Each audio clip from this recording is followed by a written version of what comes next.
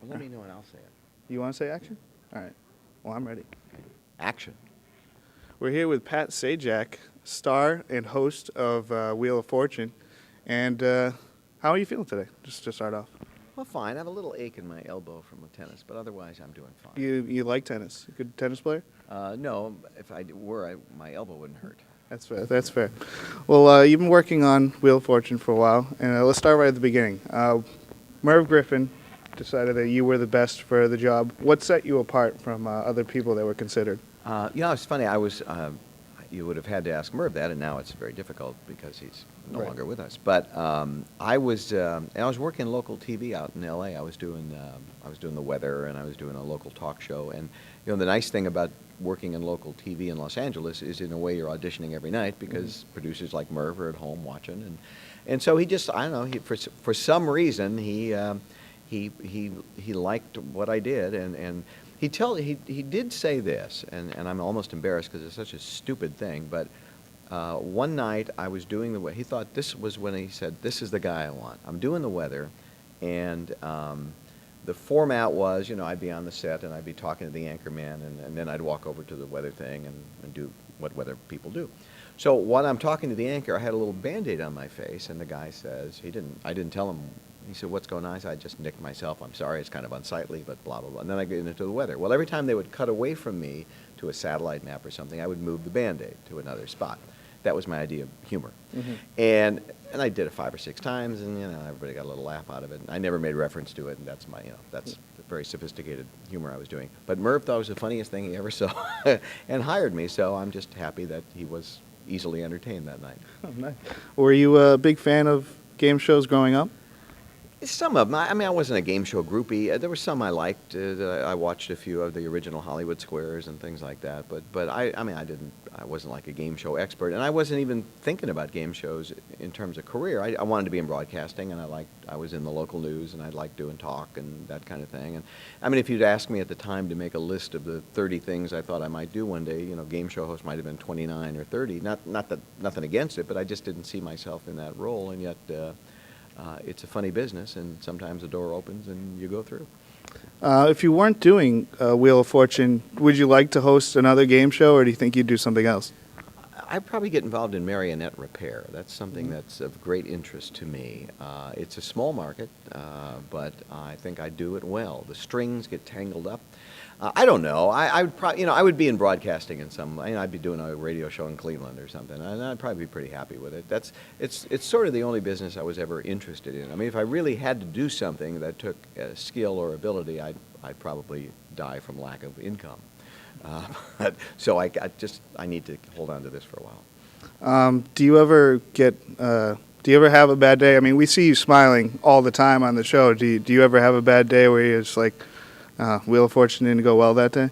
Well, look, some days go better than others, but for the person for the 3 players who were up there that day, for the people who are watching that night after a hard day at work and they're sitting around with their dinners or their families or whatever, they don't want to hear you looking like you're miserable or griping about anything. So, most days are just fine, and most shows are fine. Every now and then you finish your show and go, well, that was a turkey, but you do another one in 5 minutes or the next day. So, it's hard to get.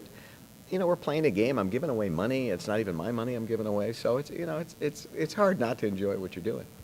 Have you ever gotten frustrated with like a contestant who has trouble with a puzzle that you think is pretty easy to get? No, there have been some interviewers who have really begun to annoy me, but never. No, it's and I'm not talking about you, Steve. Oh, thank you. Look, the players are under a lot of pressure. They're all good players, or they wouldn't be on the show. They've been tried and tested and all that stuff, but it's hard to say what'll happen when that camera light turns on. People do get brain freeze, and I understand that, and I sympathize with it, and I never get angry about it because I know the pressure they're under, and they're smart people, they're nice people, but again, it's hard to say how people will react when you put them in a foreign situation and they're not sitting at home in their comfy couch watching someone else call the letters. The only time I ever get annoyed with players, every now and then, it happens 2 or 3 times a season, you get someone on, you can just tell that they're there for a hoot and they want to show their friends that they can be outrageous and memorable, and it's like they're auditioning for a reality show, that kind of thing. And I don't react well to that when they're sort of over the top If it's genuine enthusiasm, I never care. But when it's that practiced, I'm gonna show them how clever I am.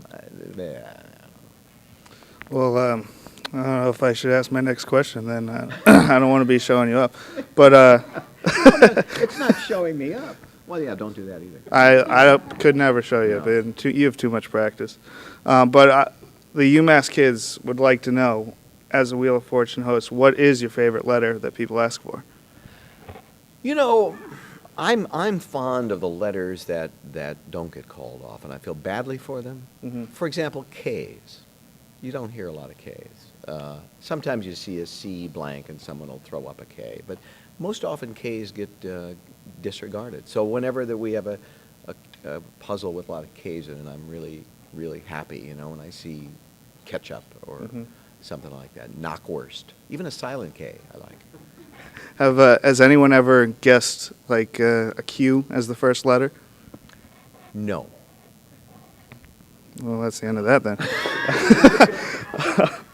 All right. Well, thank you very much for coming thought on. this was gonna be easy, Absolute pleasure. Thank you for joining us. You know, we did have we did have a player. This is weird. In our bonus round once, called the letter W, which is sort of unusual to call that letter. And the puzzle was the old nursery rhyme. I don't know if you've ever heard of it. It's kind of an old reference now, but it was Wee Willie Winky, and he called a W. And I said, "Why did you call a W?" And he said, "That's my kid's name starts with a W, and that's why." So you never know. That's better than the Q answer, don't you think? And that's the type of breaks that you hope for in the bonus round there. Exactly. I think you pretty much summed it up right there. Thank you very much for coming on. Can we get you to do a promo? Yeah, sure. Hi, I'm Pat Sajak, and you're watching UVC TV 19.